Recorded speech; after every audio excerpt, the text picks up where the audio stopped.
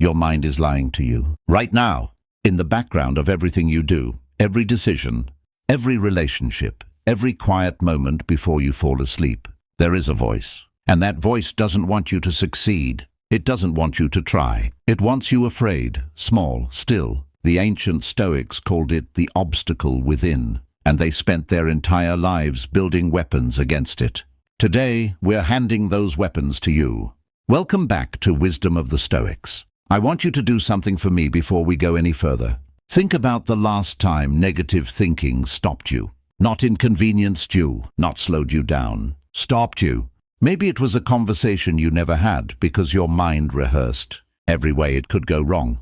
Maybe it was an opportunity you walked past because a voice said, "You're not ready. You're not enough. What if you fail?" Maybe it's something you're carrying right now, today, in the background of this very moment. Here's what most people don't understand about negative thinking. It isn't weakness. It isn't a character flaw. It isn't something broken inside you. It is your mind doing exactly what it was designed to do. The human brain evolved to anticipate threat, to scan for danger, to prepare for the worst. For 200,000 years, that was survival. But you don't live in a cave anymore. You live in a world where the threats are invisible. Anxiety about tomorrow, fear of judgment, regret about the past, and your ancient threat detection system has no idea how to tell the difference between a predator and a bad review. Marcus Aurelius wrote in his private journal, a book we now call the Meditations, something that stopped me cold the first time I read it. He wrote, "You have power over your mind, not outside events. Realize this, and you will find strength." He wasn't writing this for the world to read. He was writing it for himself. Because Marcus Aurelius, the most powerful man on earth, emperor of Rome, commander of armies, struggled with the same darkness you do. And that's the thing about Stoicism that nobody tells you. It wasn't built for the elite. It wasn't philosophy for lecture halls. It was a survival system, forged in war, grief, exile, and loss. And today, we're going to walk through its 7 most brutal, most practical laws for dismantling negative thinking, one by one. Stay until Law 7. It is the one most people never learn. And it may be the most important thing you hear today. Law 1, the dichotomy of control. Stop fighting the war you cannot win. Law number 1. And we start here deliberately, because everything else in Stoicism is built on top of this. Epictetus was born a slave. Not metaphorically, literally, a man owned him. His body was not his own. His freedom was not his own. His future was not his own. And yet, Epictetus became one of the most psychologically free human beings who ever lived. How? He made a single radical distinction. He divided all of human experience into 2 categories. What is up to us, and what is not up to us. Up to us, our judgments, our intentions, our desires, our responses. Not up to us, our bodies, our reputations, our possessions, the weather, other people, the past, the future. Here is the brutal truth that this law exposes. 90% of negative thinking is about things in the second column. Read that again. 90%. We spiral about what people think of us, not up to us. We catastrophize about outcomes we can't control, not up to us. We replay the past, rewriting conversations, wishing things had gone differently, not up to us. Not anymore. Epictetus taught his students something radical. The moment you reach for control over what cannot be controlled, you have surrendered your peace. You have handed your inner world to the outer world, and the outer world is chaos. Now, here's where people misunderstand this law. They hear, "Don't try to control things," and they think it means, "Don't try." That is not what Epictetus said. He said, "Put your full effort into the things within your control, your effort, your attitude, your preparation, your choices, and then release the outcome." The Stoics use this exact image. The archer. The archer controls how he trains, how he breathes, how he holds the bow, how he aims. The arrow, once released, is the wind's. Negative thinking almost always happens in the space between the release and the target. The Stoics said, don't live in that space. So the practice, and every Stoic law comes with a practice, is this. When negative thinking rises, ask yourself one question. Is this within my control? If yes, act. If no, release. Not because it doesn't matter, but because fighting what cannot be changed is not strength. It is suffering volunteered. Epictetus, the slave who could not control a single external thing about his life, died one of the freest men in history, because he understood where freedom actually lives. Law 2, the practice of negative visualization. Imagine the worst, to fear it less. Law number 2 is the one that sounds wrong the first time you hear it. It will challenge everything you've been told about positive thinking. The Stoics practiced something called premeditatio malorum, the premeditation of evils. They deliberately, intentionally imagined the worst things that could happen to them: losing their wealth, losing their health, losing the people they loved. Seneca, who was one of the wealthiest men in Rome, advisor to emperors, a man of extraordinary privilege, wrote this: "Let us prepare our minds as if we had come to the very end of life. Let us postpone nothing." On the surface, this sounds like pessimism. It is the opposite. Here's what negative visualization actually does to your mind. First, it neutralizes fear. Most anxiety is about imagined futures. The mind projects catastrophe and then treats that projection as reality. Negative visualization forces you to look directly at the thing you fear, to sit with it, to walk around it, to realize, I could survive this. The monster is always smaller in the light. Second, it destroys entitlement. One of the deepest roots of negative thinking is the belief that life should be going differently than it is, that you deserve better, that the difficulties are unfair. The Stoics would say, you were never promised smoothness. Seneca wrote, "Nothing happens to the wise man contrary to his expectation, not because the wise man is pessimistic, but because he has already looked at life clearly. He knows it contains loss. He knows it contains difficulty.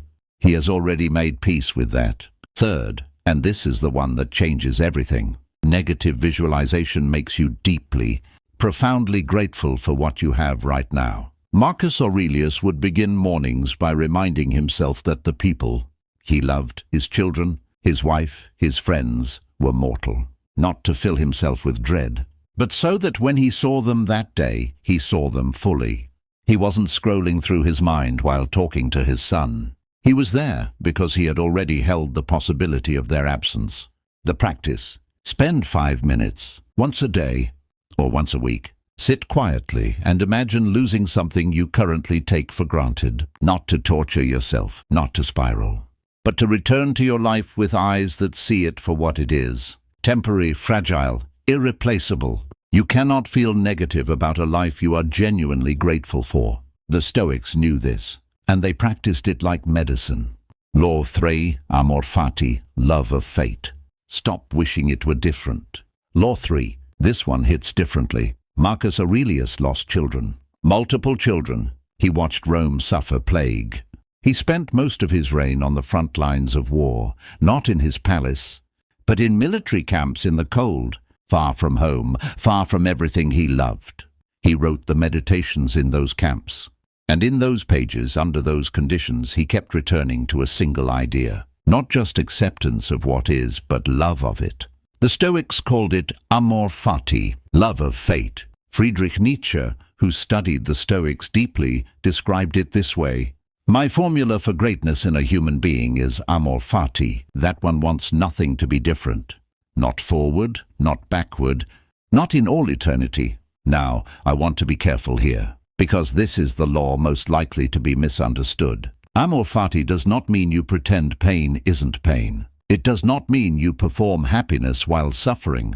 It does not mean you lie to yourself." The Stoics were not spiritual bypasses. They were realists.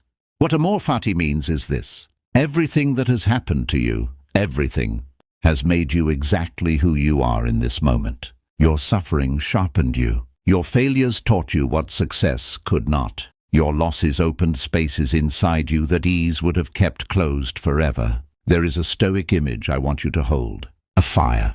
Throw obstacles into a fire. What happens? The fire does not weaken, it grows. Marcus Aurelius wrote, "The impediment to action advances action."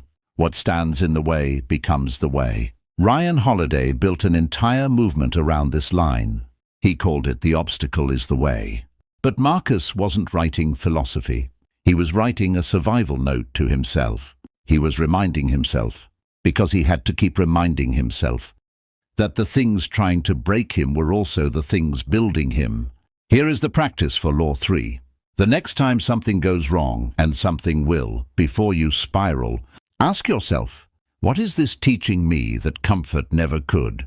Not as a performance, not as a toxic positivity trick, but as a genuine question. Because the Stoics believed, and I believe, that the answer is always there. You just have to be willing to look. Law 4, the view from above. Zoom out. Your problems are not the center of the universe. Law 4 is a perspective shift. So radical it feels almost violent the first time you truly do it. Marcus Aurelius had a meditation he returned to throughout his life. He called it the view from above. He would imagine himself rising above Rome, above the empire, above the clouds, above the atmosphere, looking down at the whole of human civilization, its wars, its politics, its drama, its noise, from the silence of space. And then he would think, all of this will be forgotten. That's not nihilism. That's not despair. That is the most precise calibration tool the Stoics possessed. Here's what it does to negative thinking. Negative thinking is almost always about scale. We make things enormous in our minds. We place ourselves at the center of vast catastrophes. We imagine that our failures are witnessed by everyone, that our embarrassments are unforgettable, that our struggles are unique. The view from above dissolves all of that. Marcus Aurelius wrote, "How many are Chrysippus? How many are Socrates? How many an Epictetus? Time has already swallowed them up. The greatest thinkers, the greatest warriors, the greatest emperors, all swallowed by time, not to make you feel insignificant, but to set you free. If the thing you're spiraling about will not matter in 10 years, and most things won't, then the spiral is stealing from you. It is taking real time from your real life and spending it on something that history will not even notice." The Stoics did not say this to dismiss your pain. They said it to proportion your pain, to give it its true size, not the enormous, room-filling size your anxious mind assigns it. The practice. When negative thinking tries to consume you, rise. Literally, go somewhere high if you can. Look out over distance, or do it in your mind. Rise until the problem is small enough to see clearly. Then come back down, with perspective, with proportion, with the quiet knowledge that you are both small and exactly enough.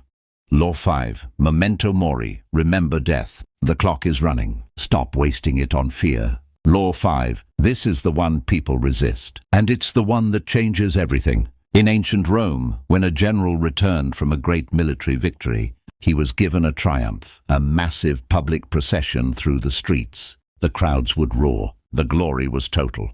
And standing behind him in his chariot, a slave would hold a golden crown above his head. And that slave had one job, one sentence, whispered in his ear over and over through the entire parade.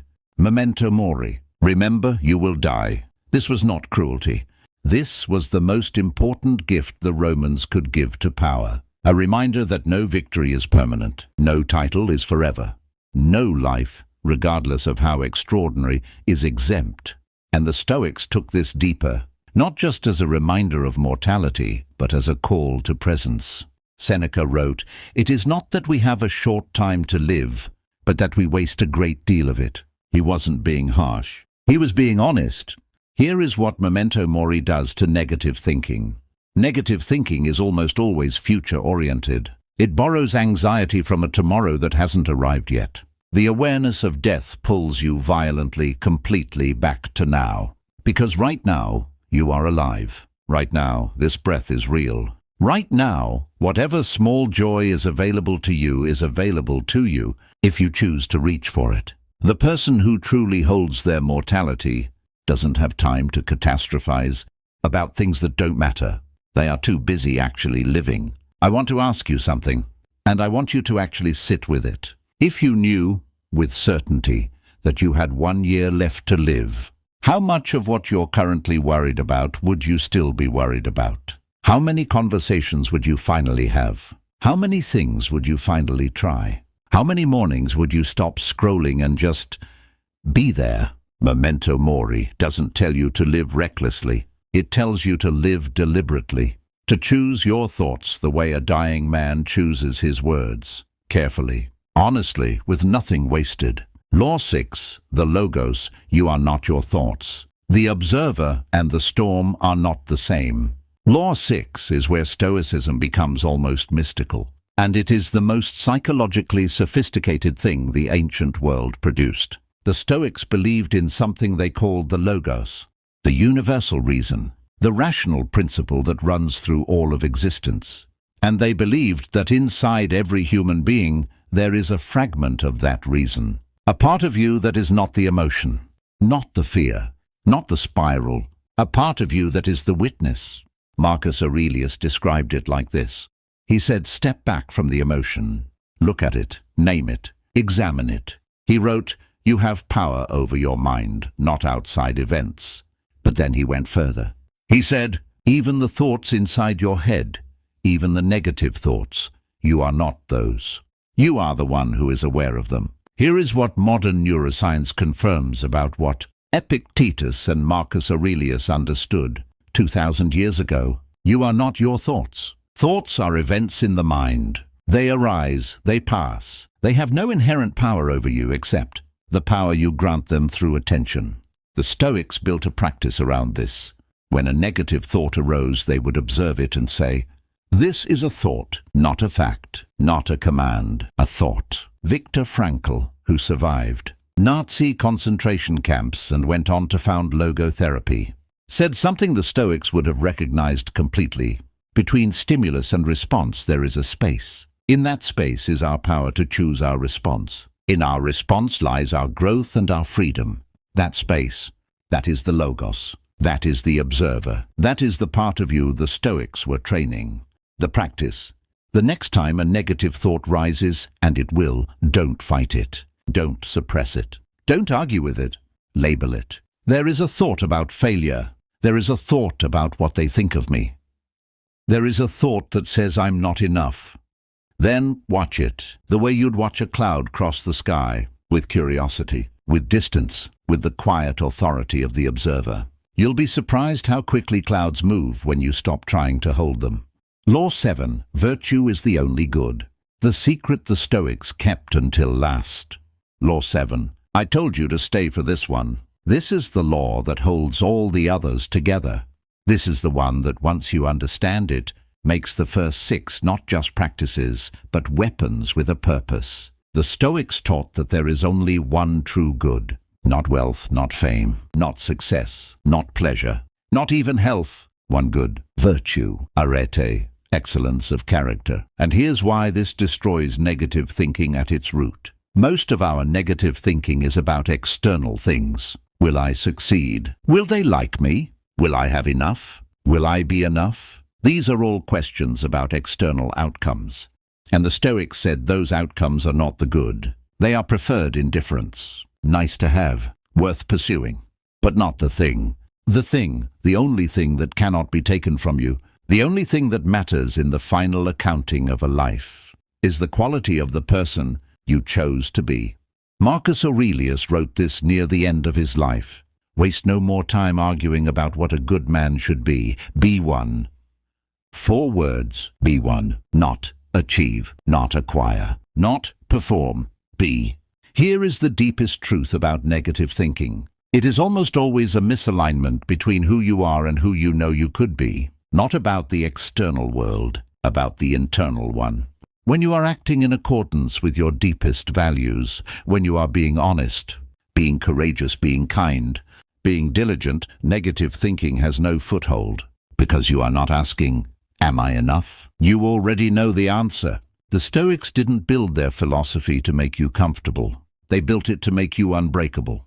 Not because life would become easy, but because you would become someone for whom difficulty was no longer the enemy. Difficulty would become the classroom.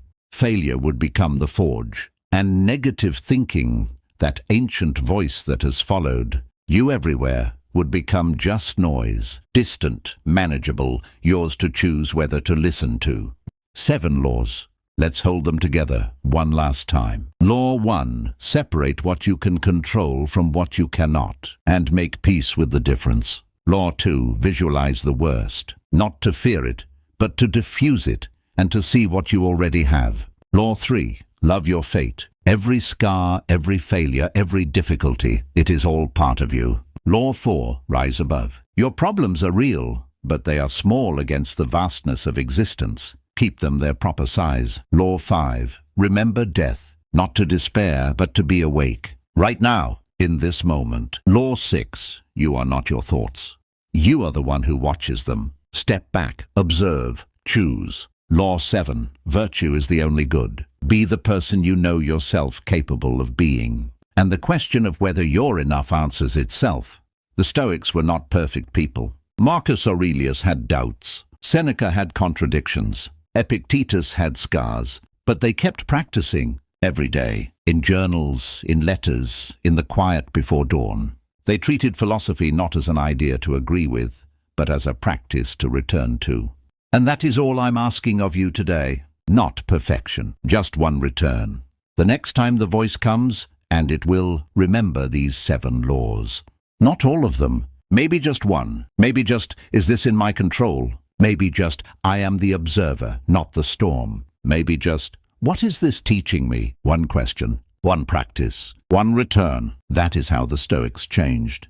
That is how you will too. If this video reached something real in you today, something that needed to be said, please share it. Not for the channel, for the person in your life who is fighting a version of this battle right now. You probably know someone. Send it to them. If you're new here, subscribe to Wisdom of the Stoics. We go deep, every time, into the philosophy that doesn't just make you think differently, it makes you live differently. Drop in the comments, which of the 7 laws hit hardest for you? I read everyone. And I want to know. Until next time, be one.